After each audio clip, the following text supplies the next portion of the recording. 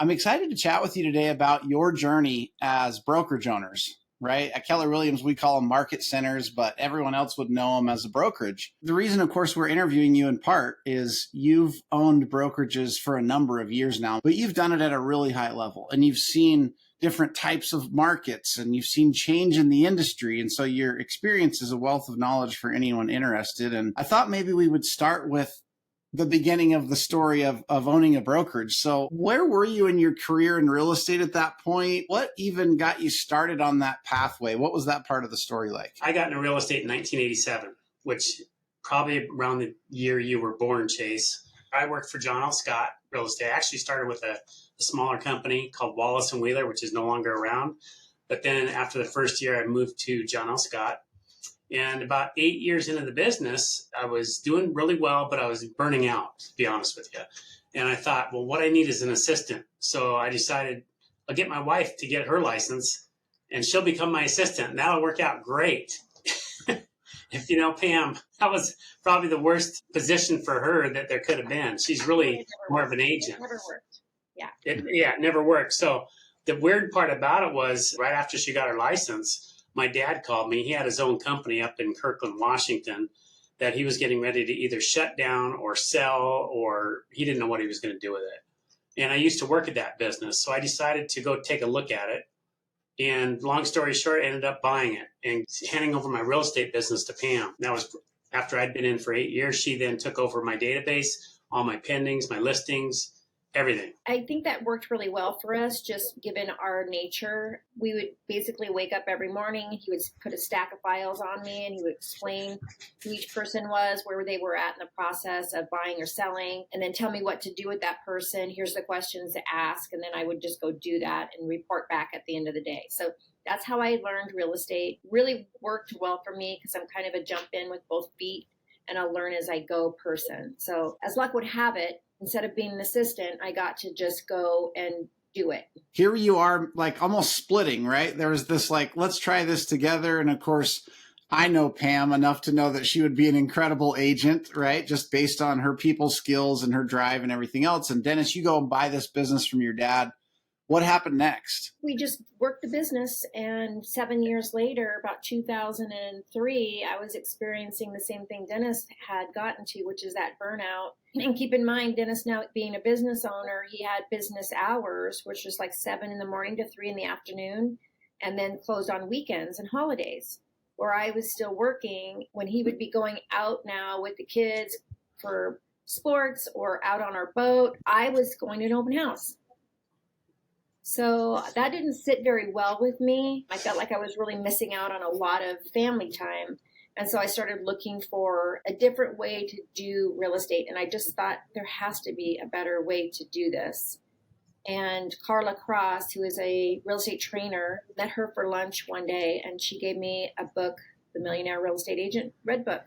And I was actually one of the people who read that book back in 2003. Didn't really have a plan to open a brokerage. I was really looking for a better way to do real estate. That's what got us connected to Keller Williams, was that Red Book. So you're introduced to the Red Book and kind of the models and concepts that are taught in that for doing business a different way. At what point did you come across the thought or idea or opportunity to actually go and open a real estate brokerage with Keller Williams? There was a dual path that I personally was looking for, which was to find more purpose in my life. I was a wife, I was a mother, and that kind of thing. But there was something inside of me that just needed to get out. Then I also wanted to figure out how to do real estate differently. So those two things were running at the same time in my life. And I started going to Keller Williams classes. We live in Federal Way, Washington. I went to Spokane. I met Bruce Hardy for the first time there in 2003.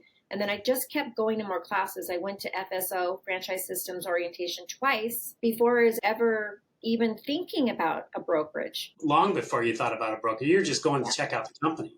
I was just going to check out the company. And all the while, Dennis is still running his business and he's seeing me do this thing. And he's like, we've been with the same company all these years, it's, adding up to be a lot of years. People know you. You don't need to do anything different. Just learn what you need to learn and go do it there. So I tried that. A year later of going to classes and trying to get people to understand what I was learning. I just woke up one day in December of 2004 and said, I got to make a move. I was very compelled at that point. I couldn't unknow what I now know. The funny part was I was not on board because I'm like, well, wait a minute. If you're going to make a move, because we lived 5 minutes from our office, our real estate office at that time. So it's like, let me get this straight. You want to drive all the way to University Place, which is like a 40-minute drive, versus driving 5 minutes to your office. She said, yes. I said, well, why don't you go check out Windermere? Because they had a good, strong office. You should go check them out. They're only 5 minutes away, too. So she did that. Same thing. It's the same model as where she came from, John Scott. It would have been just a lateral move. It wouldn't have changed the needle for me at all. Yeah. So, and those are great companies, and I have great friends at both of those companies even today. It just wasn't the right move for me, knowing what I know. And then at the same time, I was reading a book called The E-Myth Revisited.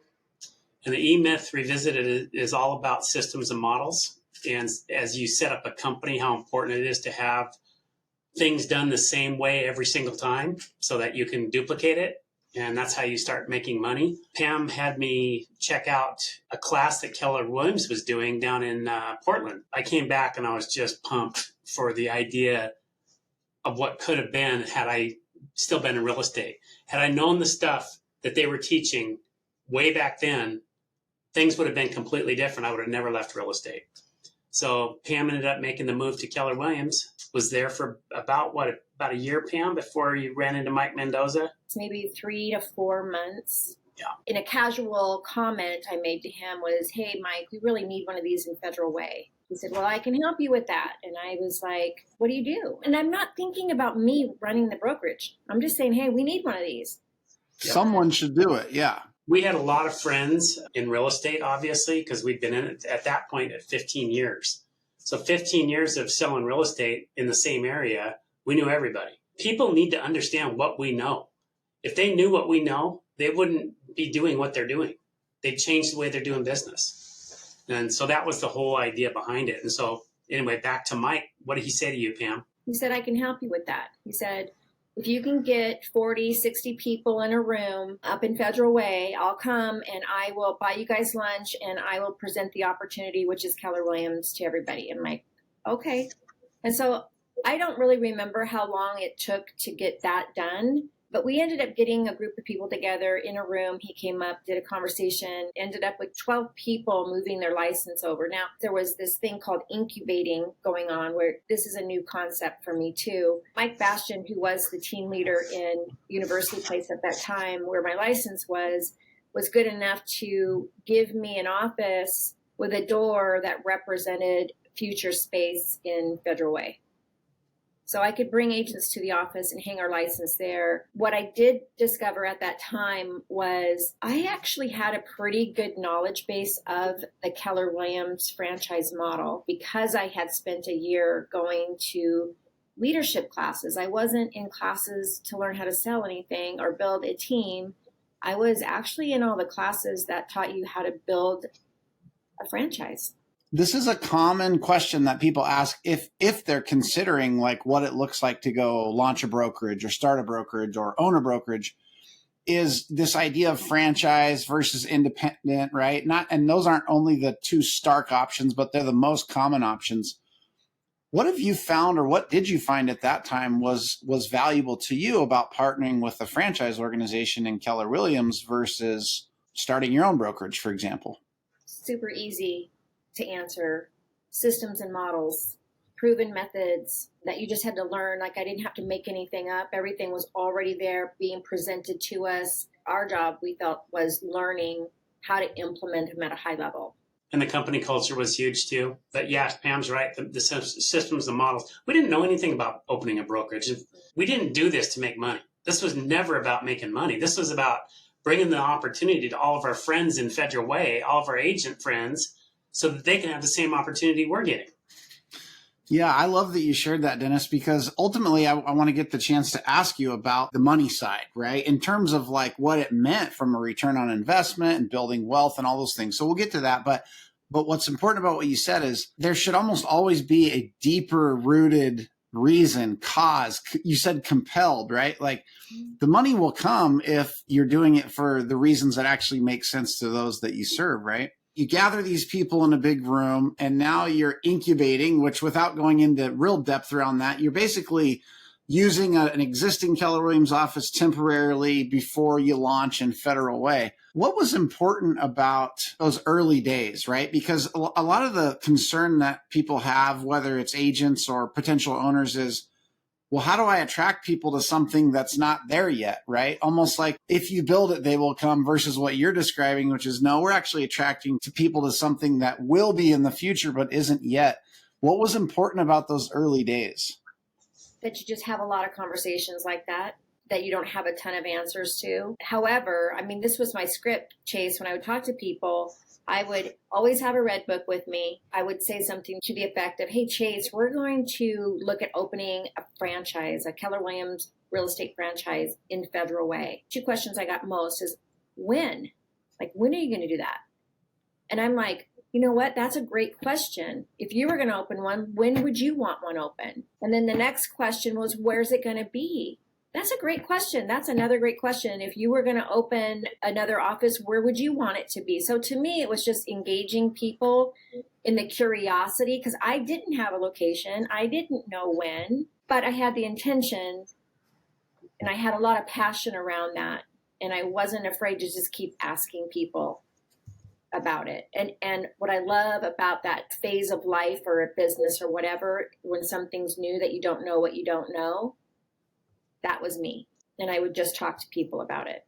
What I hear you saying is those people were attracted to a vision that you had or were creating, right? You didn't have all the specifics of how it would end up, but you knew it was important. You knew it was valuable. You had passion and vision.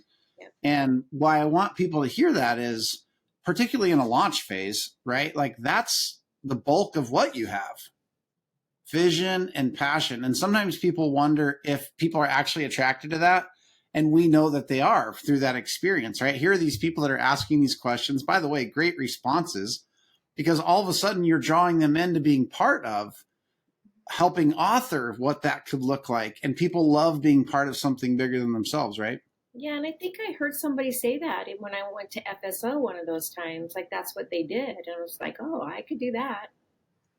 Yeah, You know, that's awesome. As long as I don't have to get real specific with people and I can just, get some engagement and follow up with them later, I was good to go. So I want to come back to one thing really quickly, and that's the value of the models and systems, why you would choose, to partner with a franchise like Keller Williams.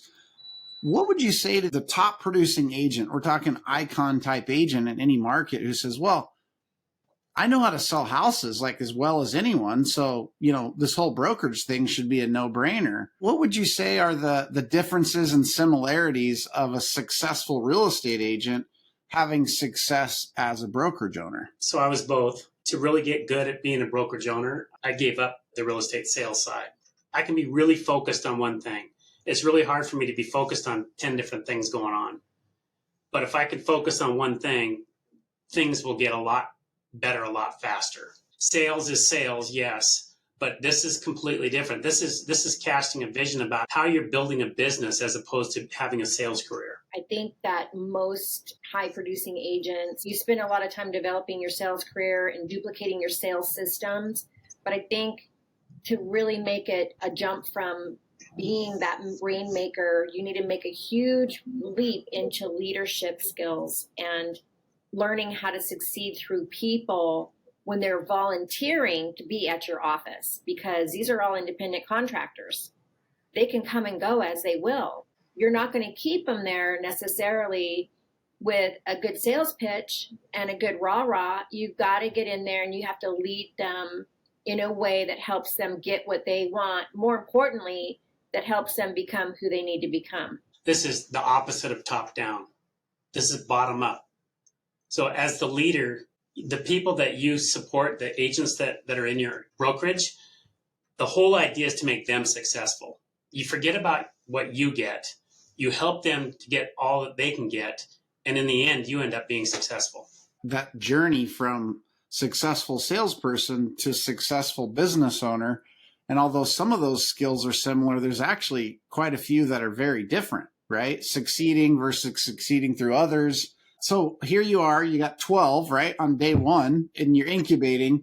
What was important next in that phase of launching the business? Leading with revenue, not expenses, was the key to our success early on. And so we just pretended we didn't have any money. Well, we didn't, right? Because we had. Well, we did. We started with $225,000. Yeah, but we pretended we didn't have any money. Yeah. We followed the model specifically, located in MCA, which is a lifelong friend of mine. Her name was Gina. She wanted to go into business with us. So I had myself and an MCA, and then we had some agents, and we actually moved the licenses from UP to her house, basically her garage, if you will.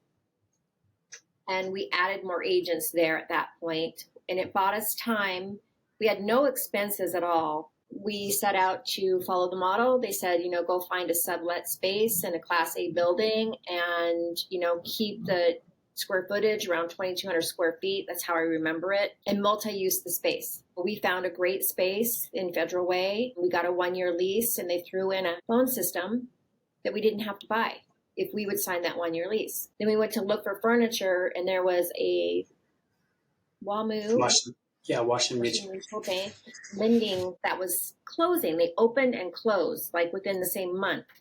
And they had all this brand new swanky furniture, office furniture, and basically gave it away. They basically said if we'd go pick it up, we could have it. And it was like brand new filing cabinet. It had cubicles. It had desks. It had everything. It was a good deal. Yeah, I think that came our way because of our intention. To duplicate that would be tough. But I would say, open yourself up and be very clear on your intention. Yeah, there's a great lesson in that, because the three of us have seen others do it the opposite way and get really hurt doing it that way. And by opposite, I mean, go spend all the money on great office space, go buy the nicest furniture, get a $20,000 sign outside that's backlit, and then now we're going to launch and see if anyone wants to come, right? That's leading with expense rather than revenue. And that typically does not work out very well. That's actually intuitive to a lot of people, but it doesn't work very well. What people are listening to this or hearing is like, oh my gosh, a model and system had them doing it what might seem counterintuitive. And here we are coming out of the gate with lots of revenue, low expenses, which every business would love to do, right? Yeah. Yep. That would be a huge mistake to spend that kind of money up front. But the other mistake that we made, and we'll admit to it, was we had way too many partners. We had 8 partners when we first started. We didn't know them that well. They were cappers, and they had money they wanted to put into it. So we're like, okay, well, we need cappers and we need money. So, little did we realize the money part was the easiest part. We didn't really need that, but we thought maybe we did. Getting out of business with people is tough. It took 2008 and 2009 to get out of business with some of those people. Based on what you just shared there, and who you're in business with really matters, right? What would make a great partner, what we call an investor, right? Or maybe part of the core group? What would you be looking for if you were launching a brokerage for a potential valuable investor in that business? Again, we did it in 2017. Yeah, you launched another brokerage in 2017. Yeah, launched Kent, and the main person that we got, and I'll just say her name was Carla Clark. She was an icon. Everybody knew who she was. Very classy woman. Ran a great business, doing probably what, Pam, 30, 40 million a year in business, and dominated the Maple Valley area, which Kent was right next to Maple Valley. She is a great partner. Somebody that, what else can I do? What can I do to help? I'll stay out of your way, but what can I do to help? You really have to slow down and look at your core group. Are they influential? And what does that mean to you if they're influential? Do they know how to maintain relationships with agents is another question I would have. Now, that's a hindsight question, honestly. What is their reputation amongst other agents? Not just how you know them, but how do other people know them? Yeah. What would they say about them, right? Because that's going to be your draw for your core group. And I think that's really important. And it's also learning based. And are they willing to follow MREA models? Because if they're not going to follow MREA models in their sales business, what makes you think they're going to follow MREA models or KWRI models in your franchise? We told her and we told everybody, that the other investors that we have there, that we don't need their money. The money's not the part we need. We need the influence. We need to know that, can you bring other people that will want to join our company? That's really the key to it. Such great advice. And it's actually one of the key differences of being an investor in like a Keller Williams office versus investing in lots of other businesses. It's an active investment, eventually passive or somewhat passive returns, but it's an active investment. I always say it this way: if you want to invest in something that's completely passive, then just buy Coca-Cola shares. You don't even have to drink the soda, and you can be an investor in that business. A common question I get with people who are interested is like, what's the financial benefit of being a brokerage owner? How much is it going to cost? And is it ever going to make any money, right? In general, what has that return look like for you? What's that done for your wealth building journey? It's been incredible. Now, it didn't start off that way. It was tough. 05, 06, and 07 were profitable. Then we hit 08, 09, 10. We gave back a lot of money during that time. You know, it's easy to be in the real estate brokerage business when it's making money. It's not fun when it's losing money. My guess is there's lots of brokerages around right now that are not making money or possibly even losing money. That is not a fun thing to be. But over the 20 years that we've been doing this, just from this one office, what is it, $7 million we've distributed in profits? It's a lot of money. We have a pretty good profit share going too. Give us the 30,000 foot explanation of the difference, because someone's going to watch this that's not as familiar with profit share as we are. So you're talking about profit distribution as owners. Yep. And profit share. So it's really like two forms of financial opportunity, connected, but not exactly the same. Profit share is we are part of that owner profit dividend pool that gets split up. Because of the people that we sponsored. Yeah. Mm-hmm. Yeah. And early on, when I was the team leader, I purposely put people underneath some of my top people to help them grow their profit share, as well as teach them how to attract and retain talent into their team or just into their downline so that they could have the experience of profit share. Hindsight, I might have done a few things differently around that, but all in all, I think that served us really well to do that. You know, we have a lot of our agents that were original to us that benefit greatly, and people who don't pay us any cap because their profit share pays for their cap and then some. Dennis and I this year just went over $1 million in passive income from profit share. And so that was a huge milestone for us. Not in 1 year. No. Not yet. Yeah, not yet, but that would be amazing. Again, it boils back down to this one premise: if you help enough people get what they want, then you get what you want. Number of years went by, and in 2017, you decided, you know what? We're going to do this again. We're going to launch another brokerage, another Keller Williams office. What was the thought process at that point in time to go and do this again? In 07, we bought into the Coeur d'Alene office in Idaho.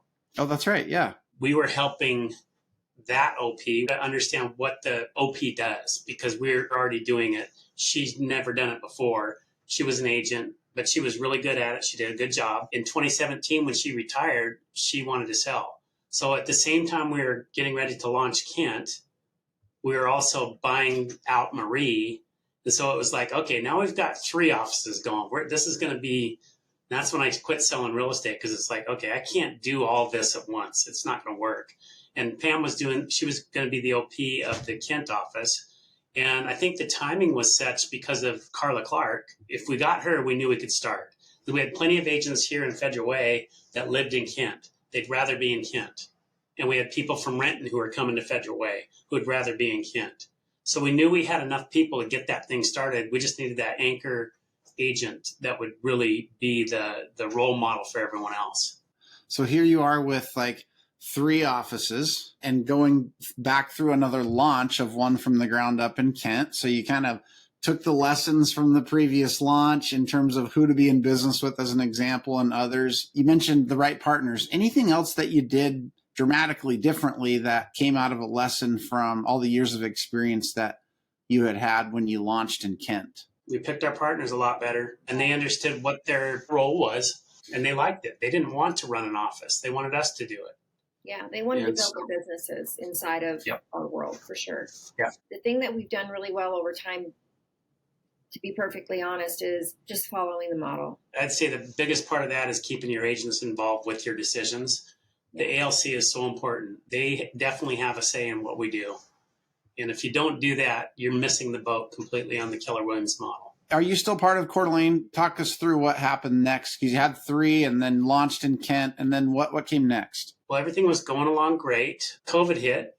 That didn't really hurt us. It actually helped. Things got even better. 2022, we got a call from Bruce, and there was a guy from California who wanted to purchase an office in Love Coeur d'Alene.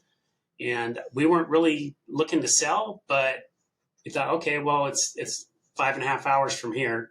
So it's a little bit difficult just as far as logistics goes. And I'd be open to at least talking to him. So long story short, Josh ended up buying our portion of the Coeur d'Alene office, one other agent as well over there. Now we're down to 2 offices and they're 20 minutes apart. It's a lot simpler. You kind of shared some of the profit numbers over the years and just the return on investment. Was there any other financial opportunities that kind of came out of or were born out of this journey of being a brokerage owner? Well, we started a title company. I'll say it's at break even right now. We started it right in the middle of COVID. And so it was really difficult. We really didn't get launched until 2021, actually halfway through 2021. We started taking orders. It was a long, drawn-out process that made it difficult to get that going. That's just one thing that is an opportunity. You can add other ancillary businesses when you have enough business going. When we launched that, we were doing $1 billion in sales. Now it's come down a little bit in 2022 and 2023, but we're a large brokerage for our area. And this model, by the way, is designed to be huge. It's not designed to be small. When you think about the journey that you've been on and the success that you've had, if someone was considering launching a brokerage, right, Keller Williams office or otherwise, what advice would you give them, right, considering that opportunity that would put them on a trajectory to have success? Well, I think they need to be a student of the franchise model. There really isn't a substitute. Like whatever knowledge base or wherever you're coming from, an independent brokerage, or if you're a mega agent at another brokerage, you know enough about their brokerage and that style of business, but you can't bring that with you. You actually have to understand this is a different model. We do profit share. It's what you agree to. It's what you sign up for. There's a whole host of things to learn about that, and that it's high volume, low margin business model. So it's just really understanding what you're getting yourself into, growing yourself as a person, growing your leadership. But there is not a substitute for thinking that you know better than what the model is already there and has produced over years and years and years now successful franchises. To me, it's just get real with the reality is what you know about sales and what you know about your current situation isn't really what you're going to be bringing over here. I think that a lot of times people want to open a brokerage for their own ego. And that is a mistake.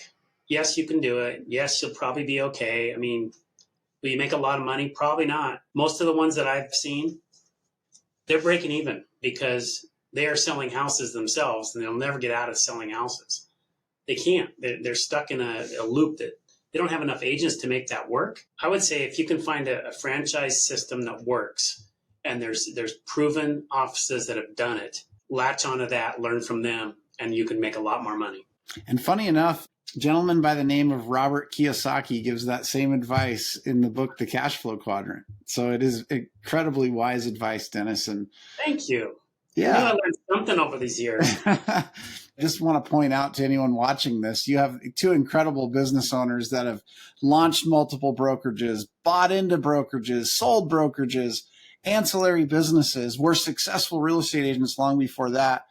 But more importantly, just 2 people that have a true heart for those that they serve and the agents that have come alongside on the journey with them to help them build their business. I think that's incredible advice. And to those that are watching saying, gosh, well, that really gets me excited. I would love to do that too. Is ownership the pathway for me to do that? Because there's other pathways to serve the real estate agent too.